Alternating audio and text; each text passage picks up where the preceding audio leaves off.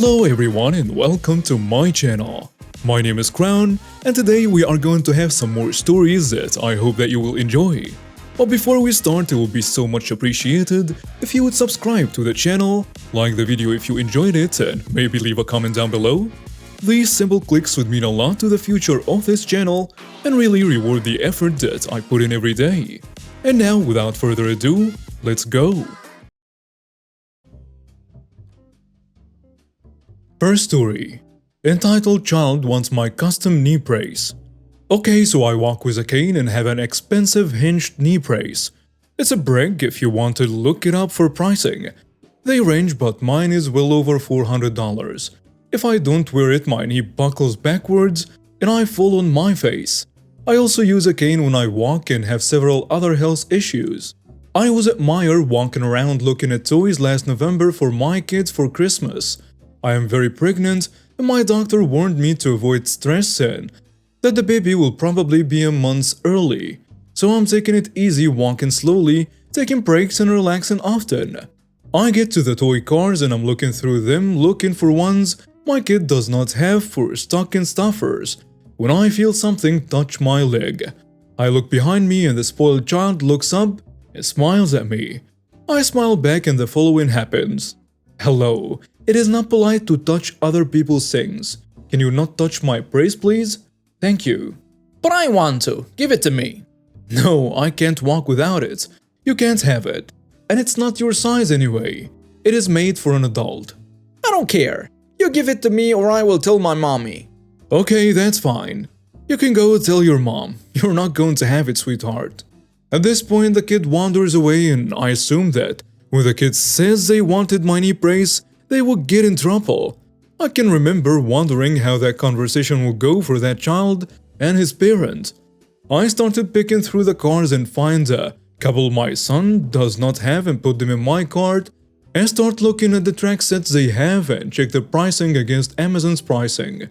I'm scrolling through my phone when I can feel and hear the Velcro being pulled apart on my brace. I pull my leg up and turn around and see the kid sitting there. Excuse me, I told you no. You cannot have or touch my brace. Mom said I could just take it because you're faking. I'm not faking anything. You need to go back to your mom now. And he starts to yell, Mommy! The kids crying, shrieking and causing a huge scene, screaming for their mother and grabbing at my brace, which is making me unbalanced. I can feel my heart rate going up and I'm starting to worry about falling and hurting my baby. What's the problem here? The entitled mother asks. Your child is asking for my brace.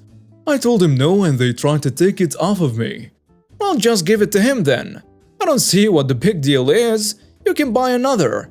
My insurance only covers me every 5 years. I cannot get another one. If your son wants a knee brace, you need to tell him he cannot have mine. Well, he can have yours. Take it off and give it to him. The entitled mother steps forward and bends over and starts to try to undo my brace. I kick her in the chest away from me and she falls on her butt. It wasn't a hard kick since it was my bad side, but enough to know that I mean business. You kicked me. Someone call the police. I will have you arrested. Now a crowd is forming and I'm crying and my braces have undone around my leg and sagging, giving zero support. I pull my cane out of the cart and use it to support myself while management is asking if I'm okay, and I'm nodding while the entitled mother is shrieking still at everyone. They walk me to the shoe department to separate us and I sit on a bench and calm down. The next thing I know, a cop is asking me for my brace I stole. I explained I did not steal it and that it's mine, and some woman and her kids were trying to steal it off my leg. The officer asks for proof it's mine, so I pull up recent photos of me getting it fitted and walk in with it at the doctor's office, as well as my chart where I have the letter stored saying insurance would cover it completely. He asked me to take it off since she's claiming it's damaged so he can inspect it. I let him, and he informed me that there is a piece missing. I look at it, and sure enough a piece is missing. I start to cry again and realize I've broken my brace, and I won't get another for 5 years. He asks if it was broken because I said no. It must have broken when I kicked the entitled mother off of me while she was trying to steal it. And the officer excuses himself and I'm sitting there with employees. After a while, he comes back and gives me a case number and informs me he's arresting the entitled mother for destruction of medical equipment and attacking a disabled person. I'm in shock, but he says he watched the security camera and knows that I am telling the truth and that she attacked me and I defended myself. I ended up going into labor that night from the stress and had to stay on an IV drip for 3 days in the hospital to get it to stop. I went home and my insurance billed her for a new brace. She refused to pay until my friend at a lawyer's office to inform her if she didn't pay, that he would be taking her to court for it. I had my baby early, but not because of this event, thank God. She's 10 months old now, October 2020, and my husband brought it up today and asked me to post it here. Next story. Be sure to pay your IT help. I have been working at a computer repair shop on a commission-based system. We would get PCs in and the techs would not get paid until the repair work was paid for, and if the client did not pay for the work performed, the shop would take possession after a time and resell the equipment. It was not uncommon for the techs to be screwed out of work they had done. To make this job sound even more appealing, the shop owner would throw PCs from his friends and family to fix, which was not paid work. I was looking forward to a pretty big check due to just cranking out the repairs, but I found out that these were all friends of the owners, so I worked for free those 2 weeks. One of the things that we do is pull the HDs and create a complete image of the whole drive for archival protection to be wiped after the job is done. Turns out that the owner of the computer shop and his wife were part of the swingers community and were hosting a small but local swingers site that they ran off of the notebook they brought in for repairs.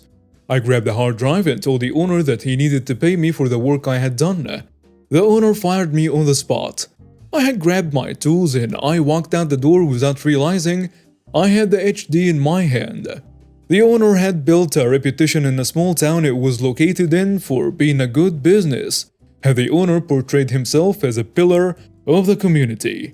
I happened to get the information of the drive and I was able to get access to his passwords, plus close to 4 terabytes of pictures, videos of their swingers website.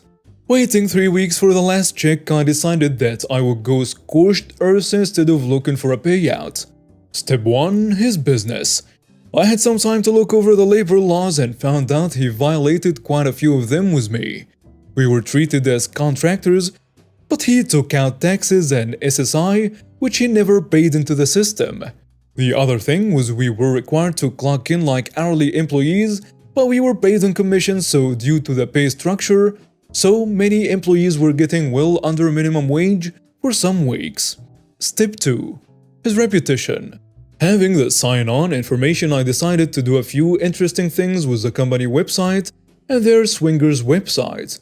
I put a link at the bottom of the company webpage where I directed people to a flagrant site they ran, and I changed the password authentication to allow everyone into the paid areas of the site. I also took down some of the pixelated pictures of him and his current wife and posted the original pictures. It took them about a week to find out all about this. I also sent out a mass email to everyone on the owner's email list to check out the swingers site. I also gave his ex-wife the drive to help her in her court battle. The fallout. Long-standing contracts have been terminated by his clients in droves. The labor board did an investigation and fined him for his rule break-in, and the IRS did an audit where they found further evidence of his crimes. In the end, he lost his business, his kids, his reputation, and his current wife because he thought he was too much of a big shot to not pay his IT help. Next story.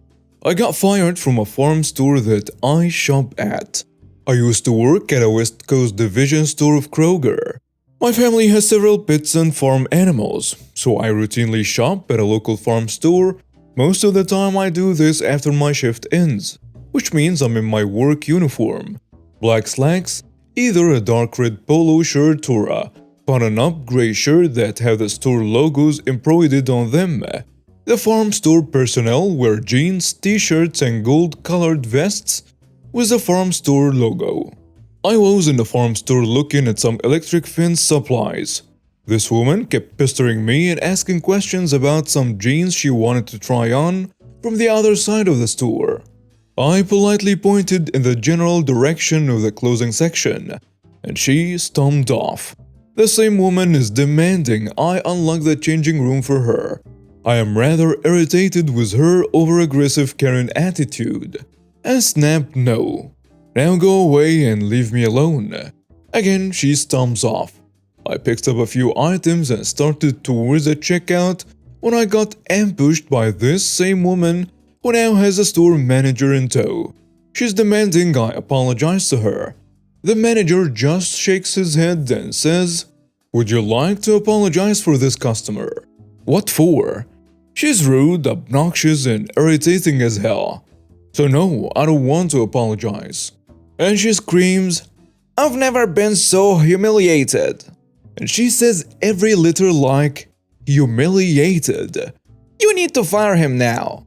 The manager is still shaking his head in disbelief when he says, "Well, ma'am, I am not able to do that." "And just why the hell not?" she demanded. The store manager is just standing there staring at her. I reply, "Obviously she isn't smart enough to figure out I do not work here. So save us both some time and fire me. Then maybe she will shut up and go away." "Alright, you're fired," the manager barked, drawing even more attention from other customers in the store. I lean in closer to the woman and say, "Are you happy now, ma'am? That's the third time he's fired me this week. Have a nice day. Thanks for shopping Smith's Food and Drug." And I walked away as everyone listening started laughing. The manager hollers at me as I'm walking towards the registers. "See you tomorrow?" "Yeah, I have to get hay and alfalfa." The woman threw down the jeans she was holding and ran out of the doors as everyone around started laughing at her. Next story. We're having a sixth kid we cannot afford, so we expect you to give us your college fund. I'm a 19 years old female. My parents' second child, and I have 3 brothers 21, 13, and 7, and a sister 16. We grew up poor and our parents were often dependent on financial help from relatives, friends, and so on for raising us. This is because even though my dad has a mediocre job and my mom doesn't work, they just kept on popping out one kid after another. My parents are very religious and believe that children are a gift from God. Personally, I think that's a total bull crap. My parents' reproductive choices wouldn't bother me if it hadn't caused mine and my siblings' lives to turn to crap. While growing up, we never had new clothes or toys. We had to accept handouts from family members who were better off. We never went out or did anything fun. To top it off, we were well aware that the rest of the family looked down on us for constantly asking for handouts.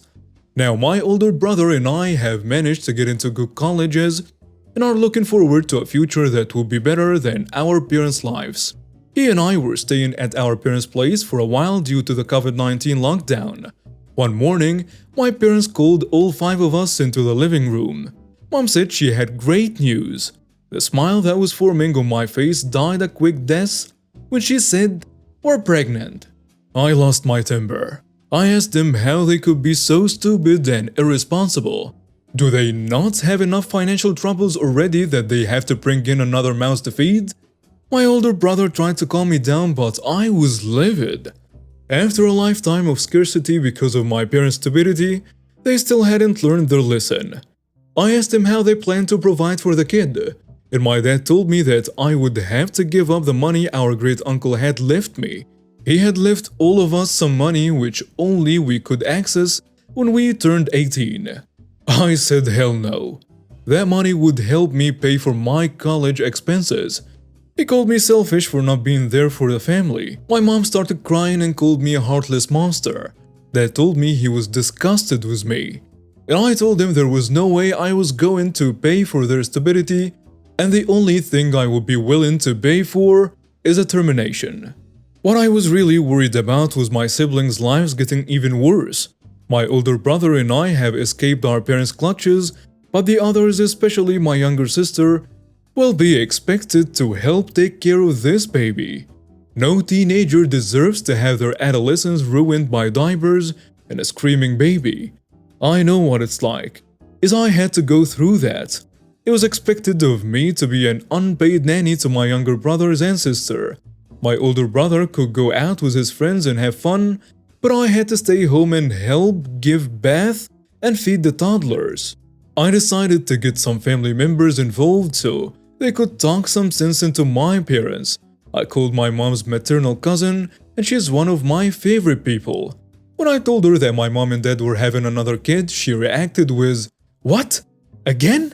I told her everything, and how they expected me to hand over my inheritance, and she said she was going to speak to my parents and told me to not sign over anything. I promised her I wouldn't, and of course I won't. I also called two of my first cousins, one of whom is an accountant, and so she could explain to my parents how much of a financial liability this baby is going to be. I moved out of my parents' home a few days ago. I was only going to stay there till the lockdown was relaxed, but I just can't bear to listen to my mom's nagging about how this baby is a blessing. I've moved into a friend's basement for a minimal rent. My mom's cousin paid them a visit about a week ago and tried to tell them they weren't doing this child any favors by bringing it into a life of poverty. My mom was very rude to my aunt and told her that a woman who chose to remain barren will never understand a mother's love. My aunt never wanted kids, nor had any. One of the reasons she's my favorite. And then my dad told her to get out, and told me there was nothing she could do. But she did try, and I did not blame her. The cousin tried to explain the economic impact this kid would have, and my mom cried about how everyone was trying to take away her baby. What the hell? The intervention did not do anything. So now I've decided to cut contacts with my parents. I just cannot watch my family slide further and further into a hellhole. I'll be maintaining contact with my sister, 16, just to make sure my parents cannot brainwash her. My older brother is going to stay in touch with all of them, which is a good thing as he can act as a link between me and the other siblings if my parents ever forbid them from talking to me. Otherwise, I am done with these people. And now we have reached the end of today's stories. Thank you for watching and see you next time.